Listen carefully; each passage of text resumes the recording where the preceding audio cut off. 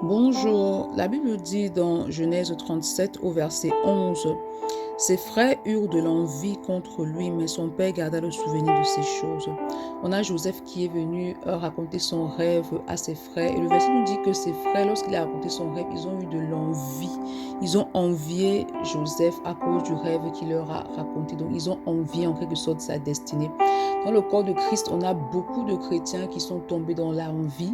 Ils regardent les autres œuvrer pour Dieu et ils envient ce que les autres font. Ils envient le couloir des autres. Ils envient la destinée des autres.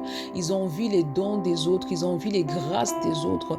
Il est important que tu sortes de l'envie. Il est important que tu prennes conscience que tu as une identité propre en Christ.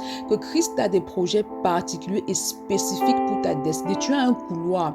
Et sache que tu recevras la récompense par rapport au décret d'accomplissement de l'agenda de Dieu pour ta vie et non pas par rapport au fait de travailler. Il y a beaucoup de personnes qui sont dans l'activisme dans le corps de Christ, mais qui ne recevront aucune récompense. Pourquoi? Parce que ça ne faisait pas partie de l'agenda de Dieu pour leur vie. Donc ce matin, le Seigneur attend de toi que tu sortes de l'envie. Il attend de toi que tu arrêtes de regarder la destinée des autres, à la grâce, à la vie des autres, et que tu restes focalisé sur ta destinée, que tu restes focalisé sur les projets qu'il a établis sur ta vie, que tu travailles à développer les grâces et les dons qu'il a établis en toi, afin d'être une source de bénédiction pour toute personne autour de toi. Bonne journée. Shalom.